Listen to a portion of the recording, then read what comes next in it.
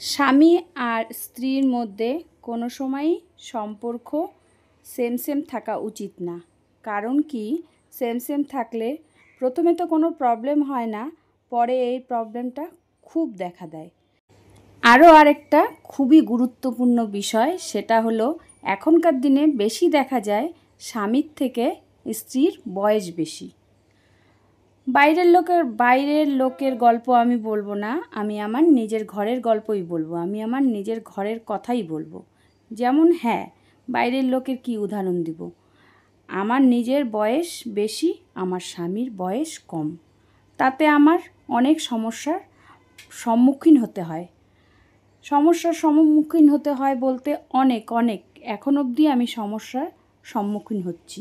যেহেতু আমি আমার স্বামীর থেকে 3 বছরের বড়, যখন প্রেম করে বিয়ে করছি, ভালোবেসে বিয়ে করছি, যখন ভালোবাসতাম তখন এই জিনিসগুলো কোনো কিছুই ম্যাটার করতো না। সব কিছু ভালো, সব কিছু সুন্দর, কিন্তু যখন পুরানো হতে থাকি তখন যেন আমার ভালো গুণটাও ভালো না আর খারাপ গুণটা তো ভালোই না। তো এই করে আমাদের মধ্যে অনেক সমস্যার সম্মুখীন হতে হয়, এখন অবধিও হচ্ছে। তো কি করব, কিছু করার নেই। তো ভাবলাম চলো আমার জীবনের গল্প কিছু তোমাদের সাথে শেয়ার করি, হয়তো তোমাদের সাথেও মিলবে। যাদের সাথে আমার এই জীবনের গল্প মিলবে, তারা অবশ্যই কমেন্ট করে দেবে যে হ্যাঁ আমিও এই রকম। তো বিয়েটা আমার অনেক অল্প বয়সে হলেও এখন বয়সটা একদম কম না। বিয়ে তো প্রথমে আমি করতেই চাইনি, আমার স্বামীকে বলছিলাম যে এটা কোনো দিনই সম্ভব হবে না, যেহেতু আমি বয়সে তোমার থেকে অনেক বড়। কিন্তু তখন চোখে তো সর্ষা ফুল দেখছিল না আমার স্বামী, তখন তো আর আমার স্বামী ছিল না, তখন ছিল আমার প্রেমিক। তো তখন কথা বলেই বলি যে আজকের গল্পটা হচ্ছে এই আমার পুরনো দিনের কথা কিছু তোমাদেরকে তুলে ধরবো, যেটা আমি এখনও সমস্যার ভুগছি। তো ভাবলাম তোমাদের কাছ থেকে কিছু পরামর্শ নেই, তোমরা যদি জেনে থাকো তাহলে অবশ্যই আমাকে কমেন্ট করে জানাবে। তো যাই হোক, প্রেম যখন করছি তখন তো আর কিছু দেখিনি, এটা ঠিক। মানুষের প্রেমে অন্ধ, প্রেমে পাগল। পেতনিও, শেওড়া গাছের পেতনি যে, তখন পেতনিও সুন্দর থাকে প্রেমে। আর বিয়ের পরে অপ্সরা নামলেও তখন সুন্দর থাকে না বরের কাছে। কারণ বর শুধু না, বরদের যে একটা দিয়ে পোষায় না, হাজারটা তাদের মনে ধরে। বাইরে বেরোচ্ছে, নানান রকম রঙ্গিলা সব চোখের সামনে ভাসছে, তো তখন কি আর নিজের ঘরের বউ ভালো লাগবে না। একে তো আমার বয়স তখন কম ছিল, দুয়ে তো আমার বরের থেকে মানে আমার স্বামীর থেকে আমি 3 বছরের বড়। অনেকবার না করছি, এই সম্পর্কটা হবে না, এই সম্পর্কটা মানবে না, এই সম্পর্কটার টিকবে না। কিন্তু আগেকার দিনের আমরা ছিলাম তো, যত কষ্টই থাক, যত সমস্যাই থাক, টিকায় রাখার তো আপ্রাণ চেষ্টা করব। সহজেই কি আর সম্পর্ক ভাঙা যায়? না, ভাঙা যায় না। এখনকার দিনের যেমন ঠুনকো সম্পর্ক, এখনকার দিনের মা বাবারা যেমন বলে কিছু হলে আয় বাড়ি চলে আয়, আর আমাদের সময় তো আর তা না। যাই হোক তাই হোক, একই কথা, ওখানেই থাকবে। নিজে দেখে বিয়ে করছো, নিজের সংসার করবে। এই জন্য কিছু বলার আর মুখ নেই। আর কি বা বলবো, কে বা কার সংসার চালাবে? ওই একদিন দুদিন কথা শুনবে, 3 দিনের দিন মুখের উপর বলে দিবে নিজেই তো দেখে বিয়ে করছো বাপু, তোমাকে তো না করছিলাম, তখন তো শোনোনি, তখন তো পাগল হয়ে গেছিলে। এটা ঠিক। এই জন্য কি বলো তো, এই জন্য বুঝতে শিখছি, জানতে শিখছি যে মানুষকে বললেই আরও বেশি সমস্যা। এই জন্য লোককে যত কম বলা যায় সমস্যার কথা, ততই ঠিক আছে। সমস্যার কথা বললে না, তারা আরও 10 হাত দূরে থাকবে। প্রথম দিকে ঠিক আছে, ভালো, যখন সমস্যা পড়বে তখন কেউ আর সাথ দিবে না, কেউ আর পাশে দাঁড়াবে না। নিজের সংগ্রাম নিজেকেই করতে হবে। তো যাই হোক, তোমরা সবাই ভালো আছো, সুস্থ আছো, সাবধানে আছো তো? আমিও ভালো আছি, সুস্থ আছি, সাবধানে আছি।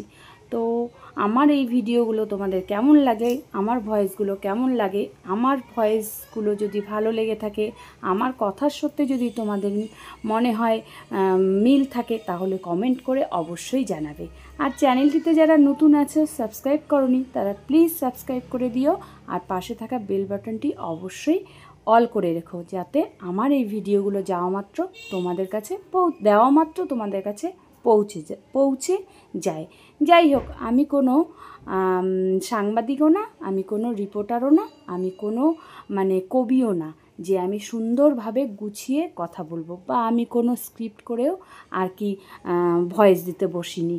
আমি যেরকম এলোমেলোভাবে কথা বলছি, যেরকম এলোমেলোভাবে ভয়েস দিচ্ছি, তোমাদের যদি মনে হয় যে না আমার সাথে তোমাদের কিছু মিল আছে, তাহলে অবশ্যই কমেন্ট করবে, কেমন? তো চলো এখন আসি আমার মেন গল্পতে, যেটা বলছিলাম। তো বয়স ছিল আমার কম, আমার থেকে আমার বরের আমার প্রেমিকের বয়স আরও কম ছিল। তো তখন যদি এইটুকু বুঝতাম যে সাময়িক কষ্টটাকে, তখন যদি মনে করতাম যে না সাময়িক কষ্টটা ঠিক আছে, পরবর্তীতে যে সারা জীবন কষ্টটা পাচ্ছি সেই কষ্টটাকে ভোগ করার থেকে আমি সাময়িক কষ্টটা ভোগ করি, তাহলে আর আমার এই দিনটা দেখতে হতো না। কিন্তু তখন তো আমিও বুঝতে পারিনি না। আমি ভাবছি হয়তো আমার স্বামী আমাকে পাগলের মতন ভালোবাসে, আমার স্বামী আমার প্রেমিক আমাকে পাগলের মতন ভালোবাসে, এই ভালোবাসাটা হয়তো সারা জীবনই থাকবে। কিন্তু না, এটা হচ্ছে ভুল কথা। এটা অক্ষরে অক্ষরে এখন দেখছি এটা ভুল। কুকুরের লেজ দেখছো? কুকুরের লেজ যেমন কোনো দিনও সোজা হবে না, ওই রকম হচ্ছে ছেলেরা জীবনে ঠিক হবে না। ছেলেদের কি বলো তো, ছেলেরা মেয়ে দেখলেই ছুক ফুক ফুক করতেই থাকে। বিশেষ করে এখনকার দিনে দেখছি বউদের প্রতি নজর, বউদের প্রতি বেশি আসক্ত। বুঝি না আমি কেন বউদের প্রতি এত আসক্ত। আসলে বুঝি না বলতে ভুল, বুঝি, কিন্তু ভাবি যে সুখে থাকতে ভূতে কিলায়। এমনি আছিস একটাকে নিয়ে, সেটাকেই সুখ দিতে পারছিস না, আবার জেনে শুনে আরেকটা কেন বাস খেতে যাস? ওদের তো স্বভাব, ওরা ভাবে যাই নিজের বাড়ির বিরিয়ানি তো ডালের মতনই লাগে প্রত্যেক দিন, যাই বাইরে গিয়ে দেখে আসি ডালটাই একটু বিরিয়ানির স্বাদে ভোগ করি।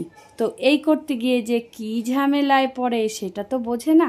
যাই হোক, চলো বাইরের কথা বেশি বলে ফেলছি, নিজের কথা কম বলছি। নিজের ঘরে আর কি বলবো, জলে থেকে কুমিরের সাথে লড়াই করে লাভ আছে? লাভ নেই। তো এই জন্য আমি নিজেও আমার হাল ছেড়ে দিছি। আমি আমার মতন রান্নাবাড়ি করি, খাওয়া দাওয়া করি, যতটুকু কাজকর্ম করতে হয় ততটুকু করি। আমার স্বামী যে আমার থেকে 3 বছরের ছোট, আমি শুধু এইটাই মাথায় গেঁথে রাখছি যে আমার যখন মনে করো যৌবন পার হয়ে যাবে, তখন আমার স্বামীর যৌবন শুরু হবে। আর ছেলেদের যৌবনটা একটু বেশি দিন থাকে, আর মেয়েদের যৌবনটা একটু কমই থাকে।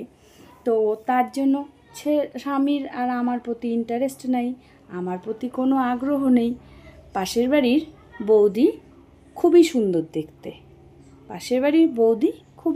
দেখতে, বয়স তার বেশি না, বয়স হবে কত, এই 35। তো 35 বছরের বয়সে বৌদি, বুঝতেই তো পারছো, স্লিম ফিগার, দেখতে একদম পাকা, গায়ের রঙটা পাকা আপেলের মতন, আর নাক মুখ একদম টানা, একদম যেন চোখগুলো একদম কাজল দিতে লাগে না, এত সুন্দর চোখ, তার মধ্যে আবার কাজল দিয়ে থাকে। তাহলে চোখ দেখেই মানুষে পাগল।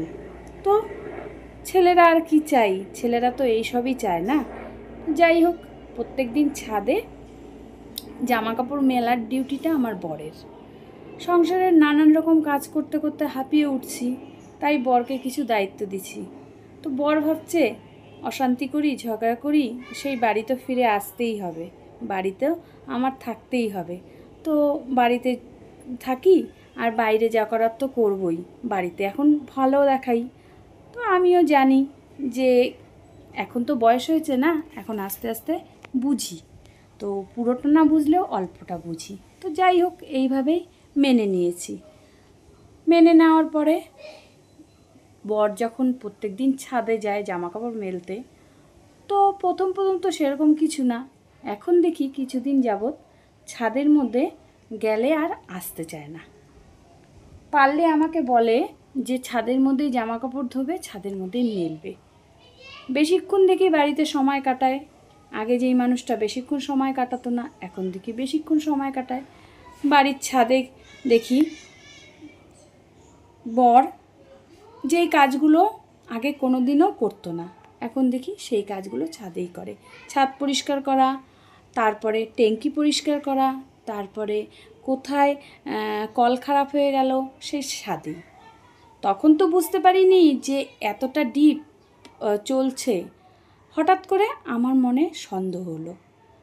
জামা কাপড় নিয়ে গেল বর ছাদে, আমি তখন পেছন গেলাম। পেছন বলতে ভুল কথা, 2-1 মিনিট পরে গেলাম।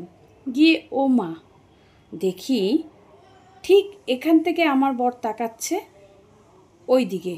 আর ওই যে পাশের বাড়ির বৌদি, সেই বৌদির গল্প তো তোমাদের বলিনি।